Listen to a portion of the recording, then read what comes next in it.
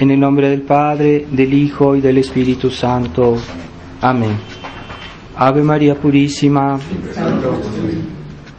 Estimados hermanos, estimados fieles, estamos en el domingo que sigue el domingo de Pascua, tiempo de Pascua, tiempo de la resurrección. Y en estos días se han leído varios pasajes del Evangelio en las misas de esta semana pasada, todo que hace referencia a las apariciones de nuestro Señor a sus apóstoles después de su resurrección. Y hoy tenemos la aparición de nuestro Señor a Santo Tomás.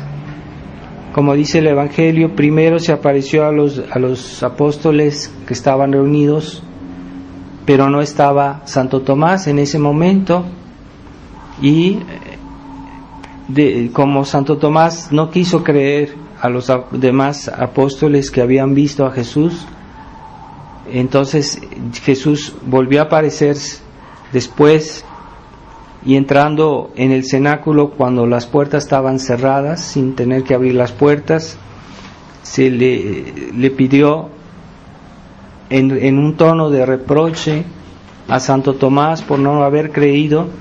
Lo hizo que metiera su dedo en su herida de su costado y en las heridas de los clavos en sus manos, para que viera que realmente él era de carne y hueso y que había realmente resucitado.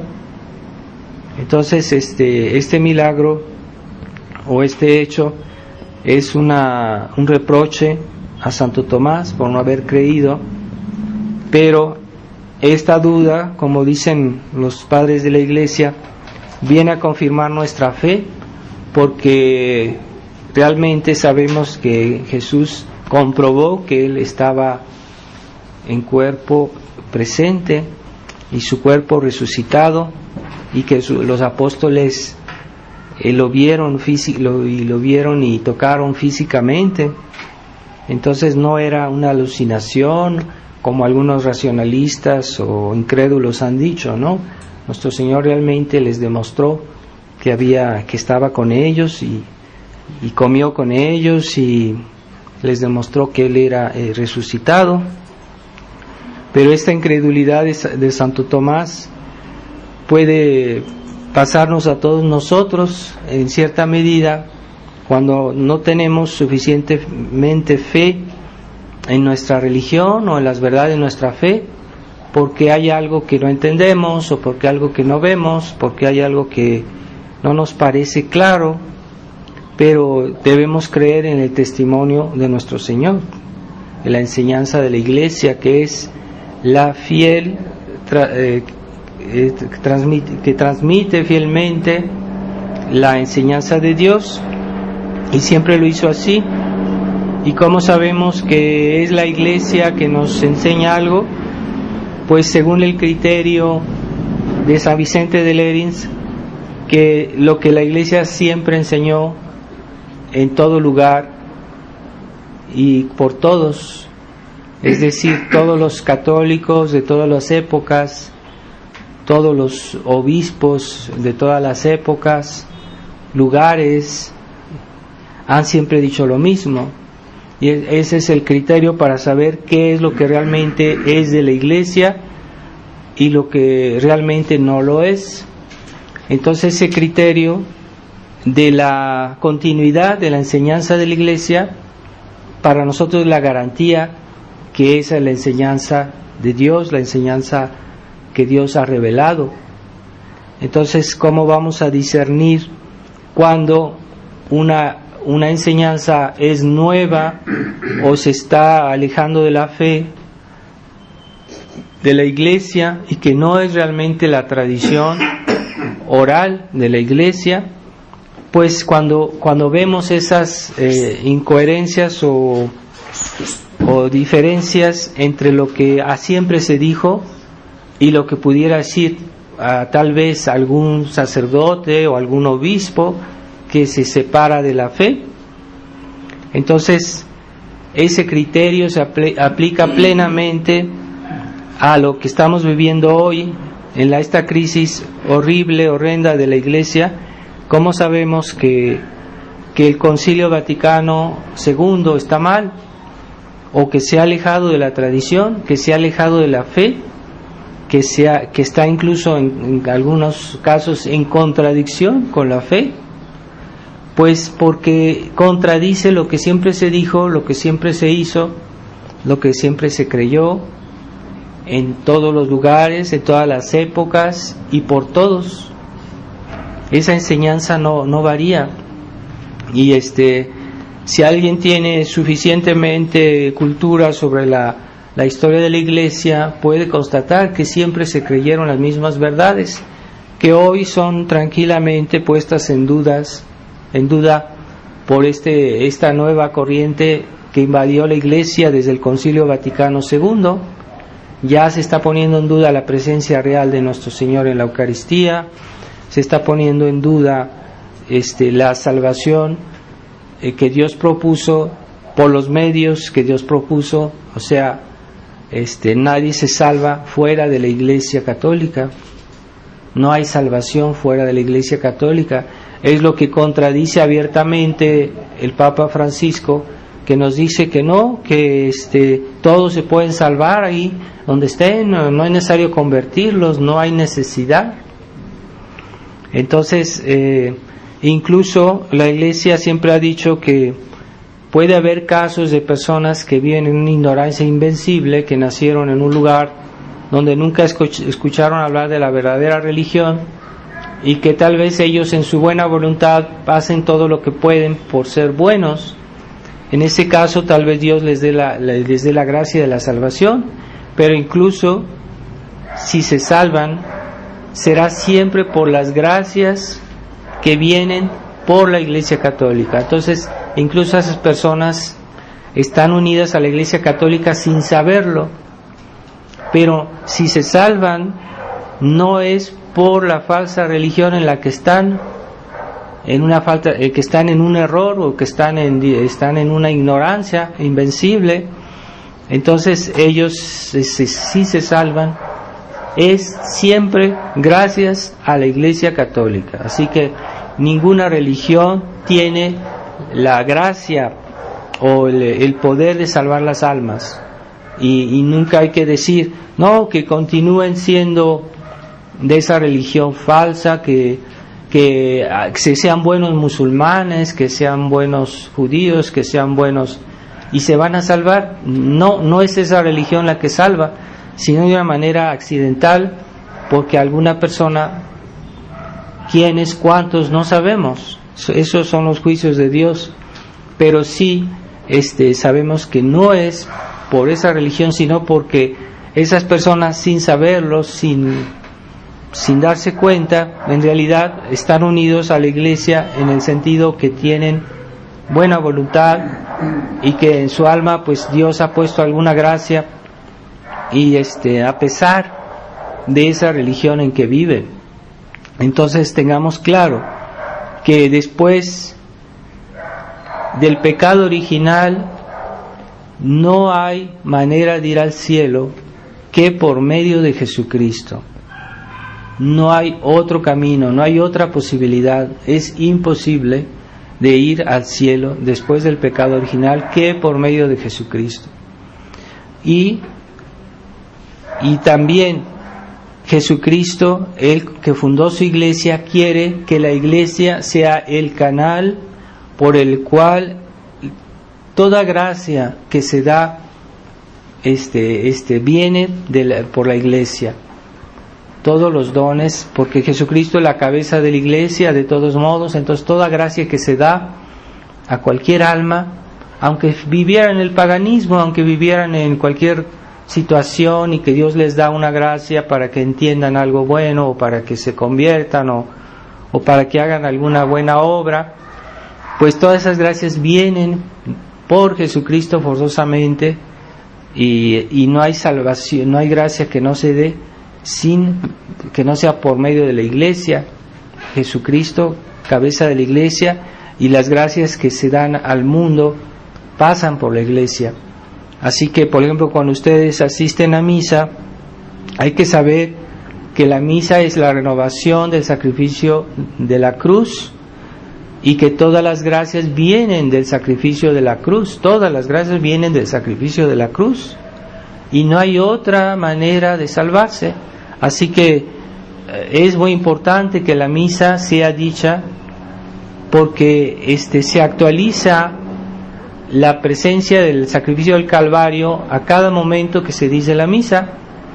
Entonces esa misa, independientemente de cuántos asisten, independientemente de la santidad de los feligreses o del sacerdote, independientemente de todo eso, la misa tiene un valor infinito.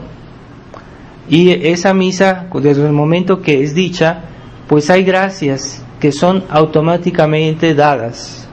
¿A quiénes? ¿A cuántos? Pues no sabemos, pero a veces depende también de la disposición con que asistimos a misa, que Dios se dispone a dar más gracias, ¿verdad? Pero pero es por la misa, por la misa, que tiene un valor infinito.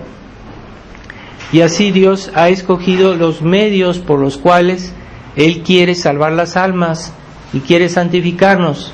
Así como el pecado original fue un pecado de rebeldía, fue un pecado de insumisión, de insubordinación. Y el hombre que en esa época tenía relación directa con Dios, Dios venía a ver a Adán y Eva y hablaba con ellos, tenía una relación directa. No había intermediarios porque Dios los hizo muy cerca de Él.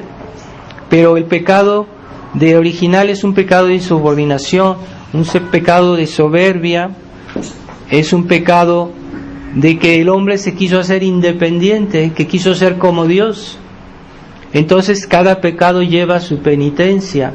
Por eso Dios impone, después del pecado original, nos impone a aquel hombre que no se quiso someter a Dios directamente, tiene que aceptar intermediarios y tiene que someterse a hombres como Él, que son hombres, pero que Dios le impone esa obligación. Así que el hombre tiene que someterse hoy a otros hombres para salvarse, y si no se somete, no se puede salvar.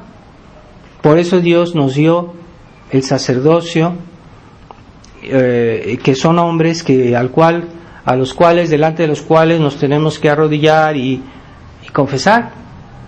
Pero sin eso no hay perdón, sin eso no hay salvación. Necesitamos someternos a cosas que tal vez no vemos claramente, ¿verdad? ¿Cómo es posible que en el altar se renueve el sacrificio de la cruz? Pues no se ve, pero lo que no vemos hay que aceptarlo. Y esa es la penitencia que Dios nos impone después de ese pecado de soberbia, de orgullo de Adán. Entonces ahorita, para salvarnos, tenemos que aceptar, someternos, obedecer, someternos a varias leyes que los protestantes no quieren aceptar, porque dicen: yo cómo voy a confesar a un hombre que es igual a mí cuando yo puedo hablar con Dios, cuando yo puedo confesarme con Dios directamente. Pues no, Dios, Él mismo puede decidir la manera en que nos quiere perdonar. Él puede decidir libremente la manera en que nos quiere santificar. Y si a algunos no les parece que que la confesión es algo necesario, o que los sacramentos, ¿verdad?, que son instrumentos de santificación, como el bautismo, los demás sacramentos, ¿verdad?, todos los sacramentos, Dios no tenía necesidad de hacer los sacramentos. Él podía santificarnos y perdonarnos directamente si quisiera, pero no lo quiso así. Y es voluntad de Dios, decisión divina, decreto divino, que para santificarnos, para salvarnos, tenemos que pasar por la iglesia, por los sacramentos, por la misa, e incluso por otros mediadores que Dios ha puesto entre el cielo y la tierra, como la Santísima Virgen, que es mediadora de todas las gracias. Así que no hay gracia que no sea acordada sin la intercesión, la mediación de la Virgen María. Y así Dios ha puesto en la historia a veces grandes santos que han sido mediadores de grandes gracias en esa época de mediación, ¿verdad? Entonces el hombre moderno, que es muy independiente, que no quiere aceptar someterse, no quiere aceptar someter su voluntad, por ejemplo, obediencia, ¿verdad? La obediencia es necesaria en muchas situaciones, salvo cuando los que tienen la autoridad se rebelan contra Dios y obran contra Dios, contra su ley. En ese caso la obediencia no obliga, porque no podemos someternos a la revolución contra Dios. Pero si alguien, una autoridad, hace bien su deber y hace las cosas y no pide, no exige a sus súbditos de hacer pecados o rebelarse contra Dios, en ese caso hay que obedecer.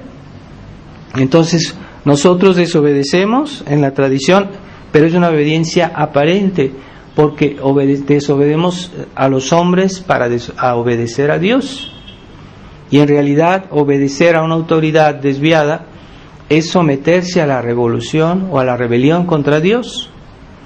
Entonces la verdadera obediencia siempre depende de Dios, y lo demás se vuelve una obediencia aparente, puramente exterior. Entonces pensemos en que nosotros estamos muy dependientes. Hay gracias que Dios da a través de ciertos santos, ¿verdad? Por ejemplo, San José o San Juan Bautista. Si uno reflexiona bien, cada santo tiene algo que darnos de parte de Dios. Y a veces hay personas que invocan un santo para una cosa, otros santos que tal vez dan una gracia especial.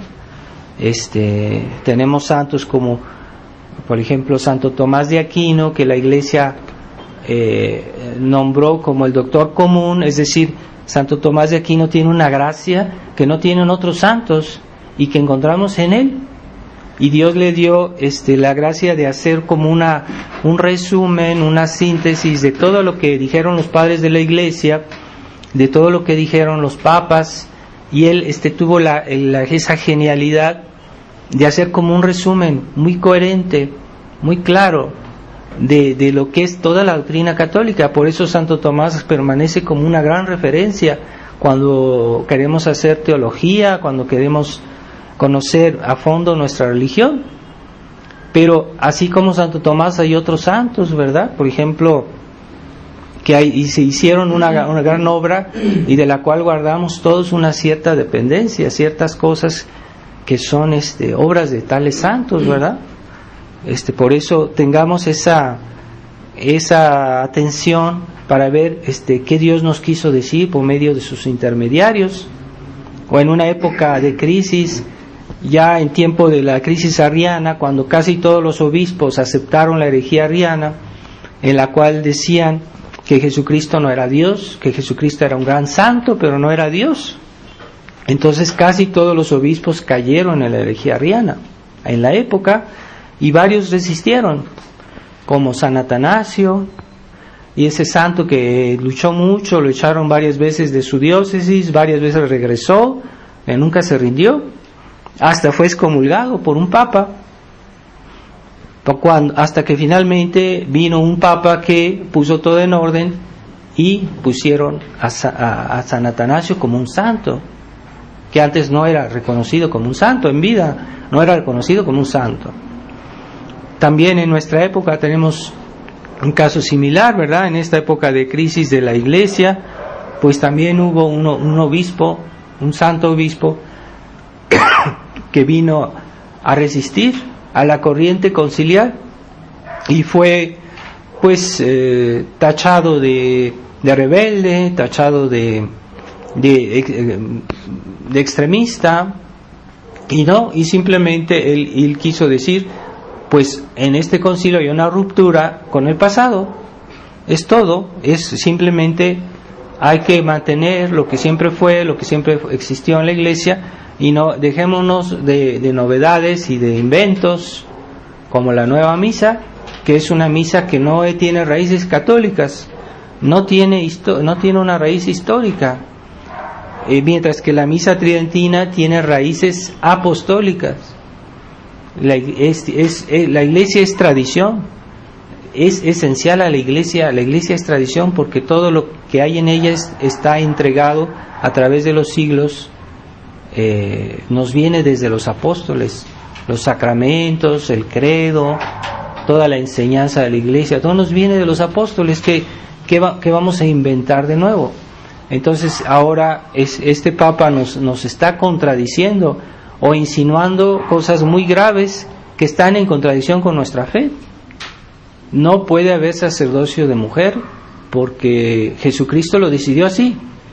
Jesucristo lo hubiera podido hacer de otra manera, pero no, Él lo decidió así.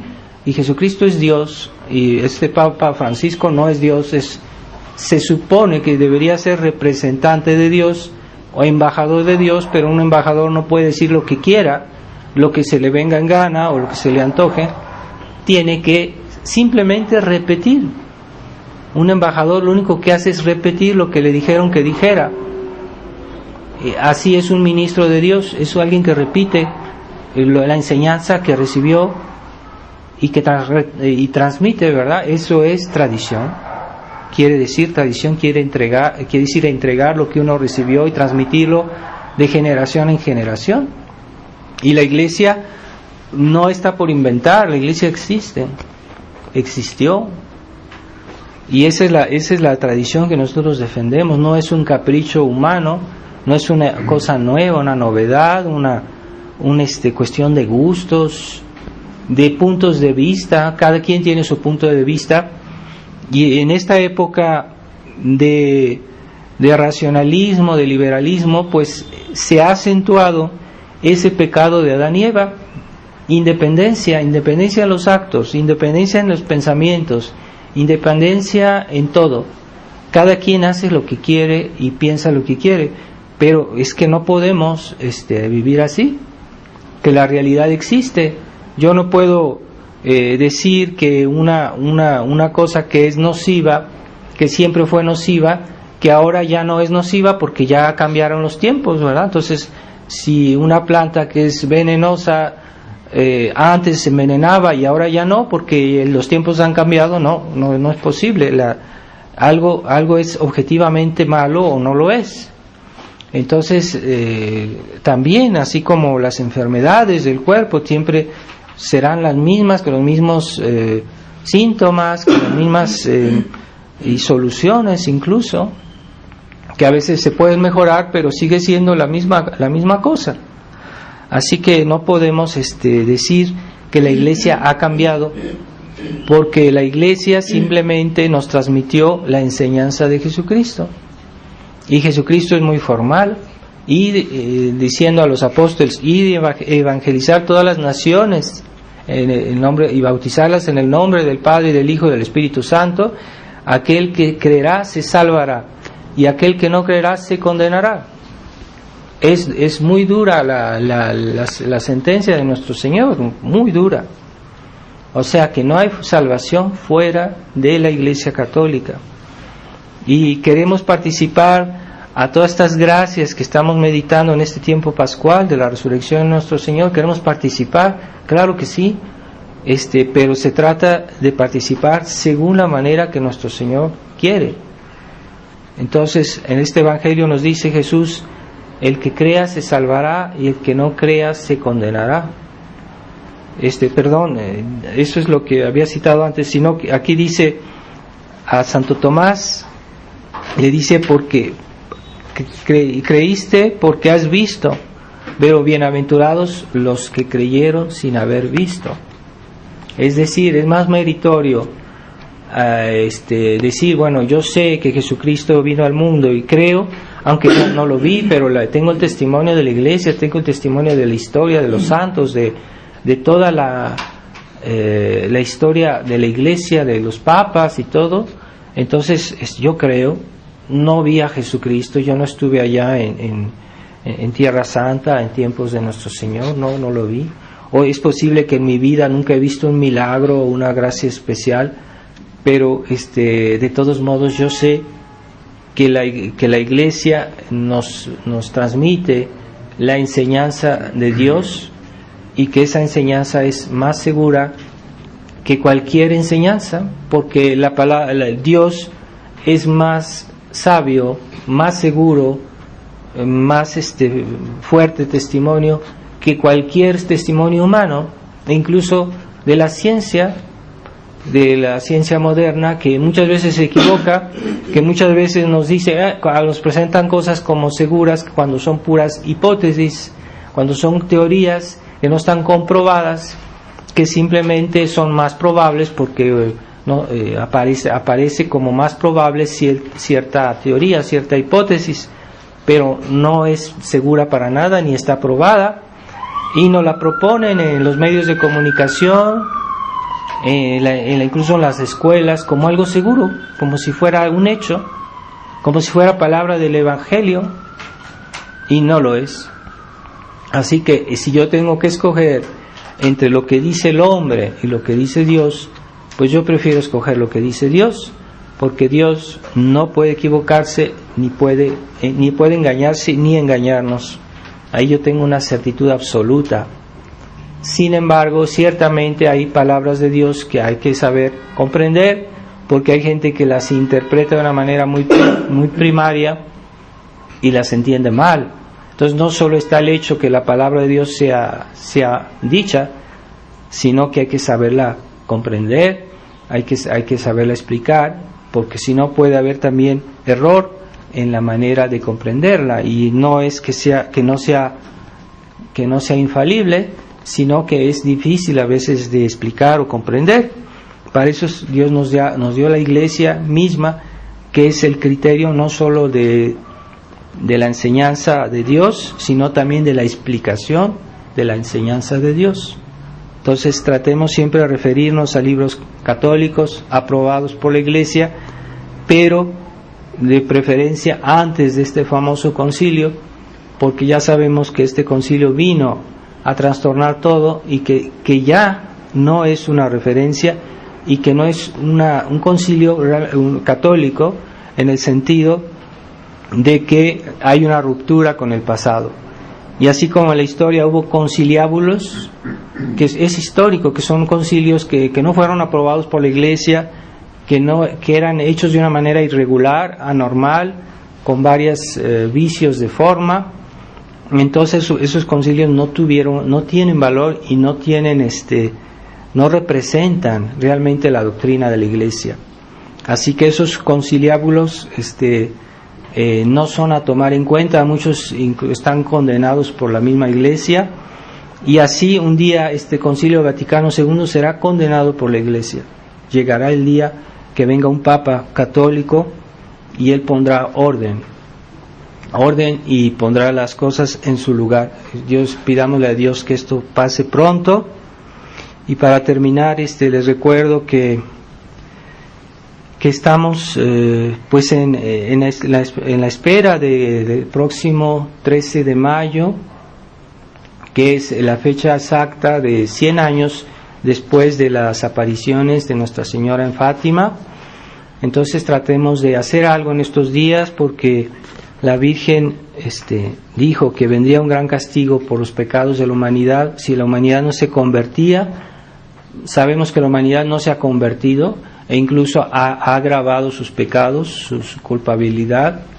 La situación es peor, mucho peor que en tiempos de la aparición de Nuestra Señora, y ella anunció un gran castigo que vendría después de la Segunda Guerra Mundial, un gran castigo al mundo por sus pecados. Así que tenemos razón de tener mucho temor en este año, que es los 100 años de las apariciones, que pase algo, una gran guerra, un gran castigo, un gran cataclismo.